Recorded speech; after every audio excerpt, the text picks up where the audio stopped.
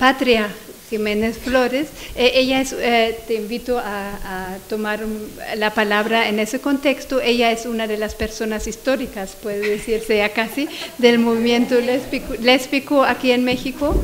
Es miembro del PRD, socia fundadora del Closeter Sor Juana y de la Fundación Arco Iris.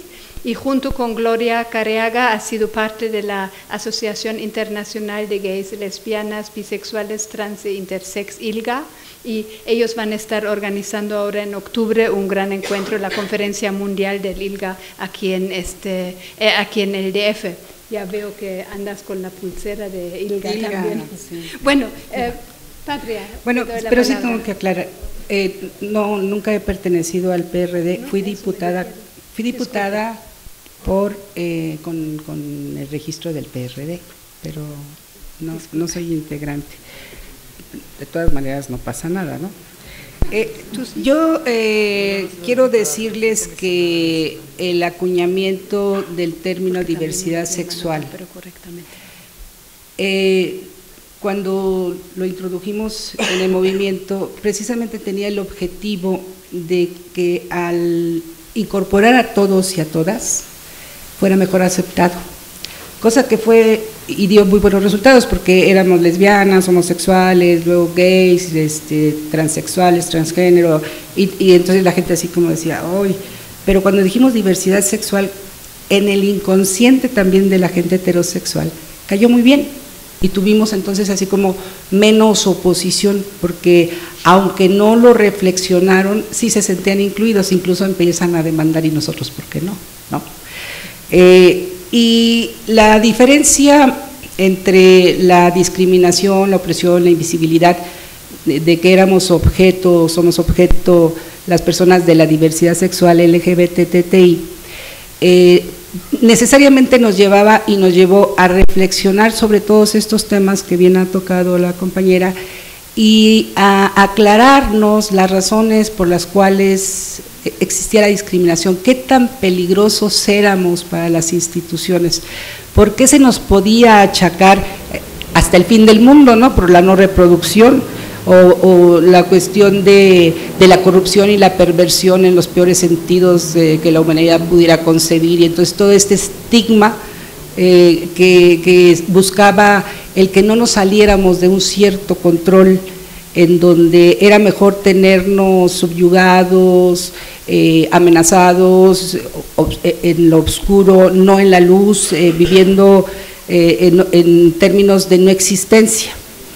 Entonces nosotros cuestionamos todas estas, nos dimos a la tarea, ¿no? Independientemente del surgimiento del movimiento como movimiento, los grupos siempre han sido muy importantes porque son los que van generando en este intercambio de los grupos de autoconciencia, fuimos aclarándonos la razón por las cuales éramos oprimidos, discriminados y además también qué era lo que teníamos que hacer para salir de esto, ¿no? Y efectivamente la gente heterosexual no se cuestionaba su transcurrir social porque la heterosexualidad daba como un pasaporte que garantizaba libre tránsito y todo lo que se podía hacer con la etiqueta de la heterosexualidad estaba bien, ¿no? Y nosotros no teníamos pasaporte.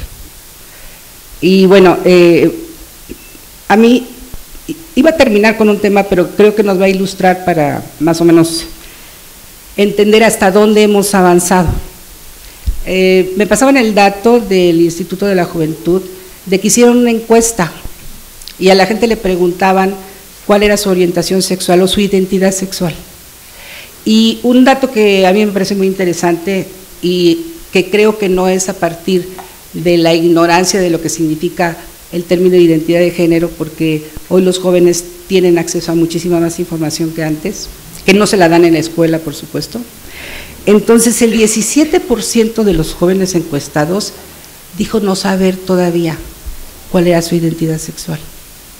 ¿Por qué? Porque precisamente van a tienen esta oportunidad, este abanico que se abre socialmente para decir, bueno, sí soy queer, pero también soy un poquito de eso, y entonces hacen unas estructuras de identidades muchísimo más construidas que las que teníamos antes, que nos determinaban a que si eras hombre, ya tenías una línea de vida hasta tu muerte, y si eras mujer, ya sabíamos, ¿no? O sea, naces, te bautizan, tus 15 años, te casas, y luego vienen todas las otras cosas que van reforzando un destino de vida único, exclusivo para hombres y para mujeres.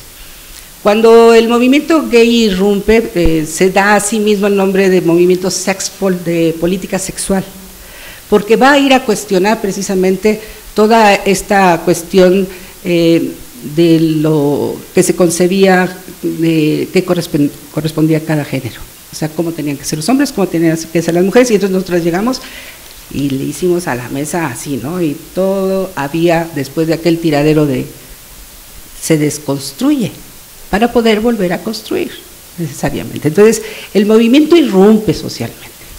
El movimiento da posibilidades de reflexión sobre identidad sexual. El movimiento da idea de la posibilidad de que las vidas no están predeterminadas y no tienen una sola línea. Da idea de libertad también.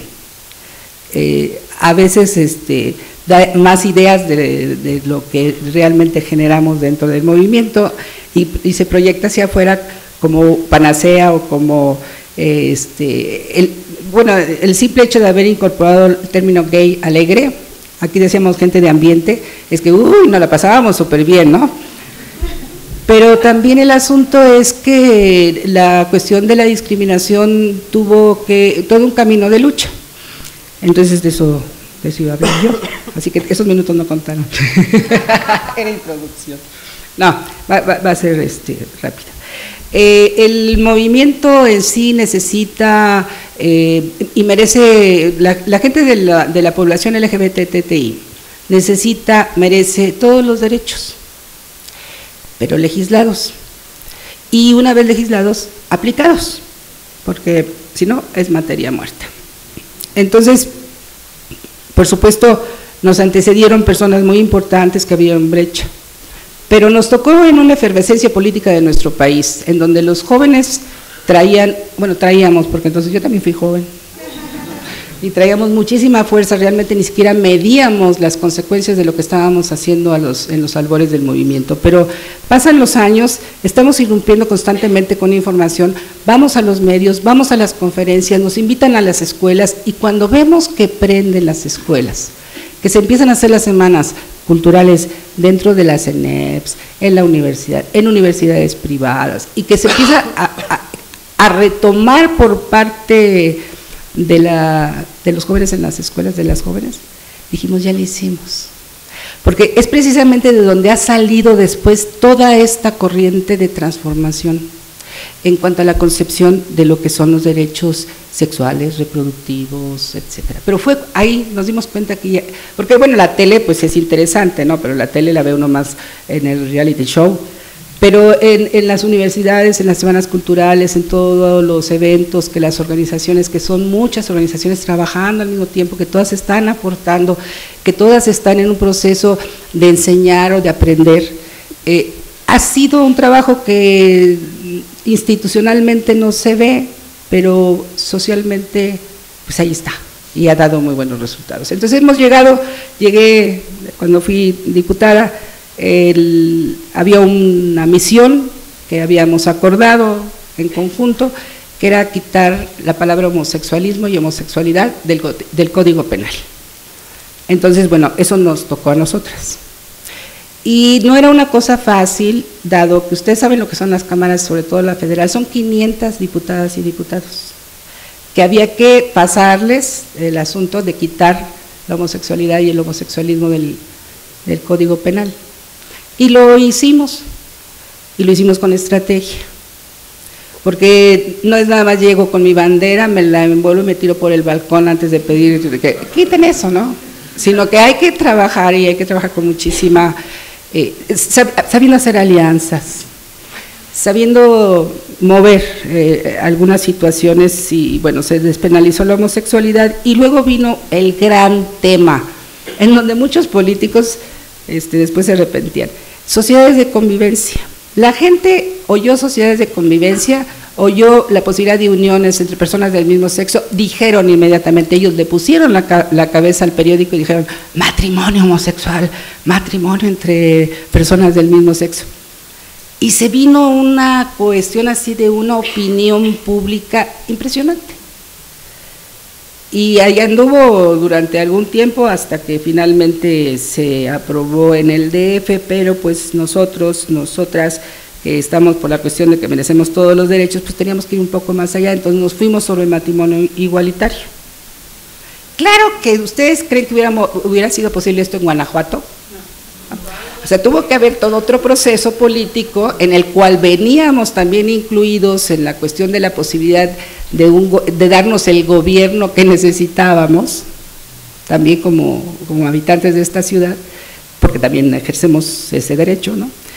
Y mal que bien era una izquierda que se estrenaba, y que bueno, acabó en lo que es ahorita, pero cuando se estaba estrenando quería quedar bien, ¿no? Y además porque se sabía que se iba a nutrir de la simpatía del voto, entonces era pues mucho más abierto, y inteligentemente el diputado al que le correspondió, se puede decir, David Razú, manejó la situación de llevar ya el tema de matrimonio entre personas del mismo sexo, matrimonio igualitario, y se volvió a levantar la opinión pública al tope. ¿Qué significa eso? O sea, ese no es nada más un fenómeno de que ahí sí nos gusta la cosa de la que nunca hemos escuchado hablar, o es que esto es muy atrevido, o esto que parecía imposible. O sea, la gente se cuestiona, pero generó simpatía. O sea, si se hacían encuestas había más a favor que en contra. Y pues lo conseguimos, pero lo conseguimos también dado el gobierno que tenemos, porque ya ahorita vemos las reacciones, ¿no?, de la ultraderecha, que empieza con esta cuestión de las comisiones de la familia, que dice en los estados, pero el matrimonio tiene que ser entre un hombre y una mujer, y pónganlo así, y entonces acá tiene que entrar la corte, y toda esa situación de movimiento, pues es actuante, y ya no nada más de los grupos, sino de la sociedad misma, porque la sociedad misma sabe que gana cuando se amplían los derechos. Lo que es para uno es para todos, y entonces aquí voy al gran ejemplo. Lo de los apellidos familiares, ¿no? Entonces resultó que nos podíamos casar, pero ¿en qué momento se garantizaba el poder registrar a los hijos a nombre de las dos contrayentes o de la pareja de mujeres o de hombres?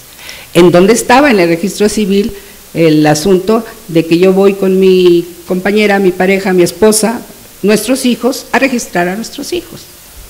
¿Y de dónde empezaba a salir ahí ¿Saben cuáles eran las respuestas en el registro civil? No lo va a decir Ale, que fue quien llevó todo este proceso, el registro civil.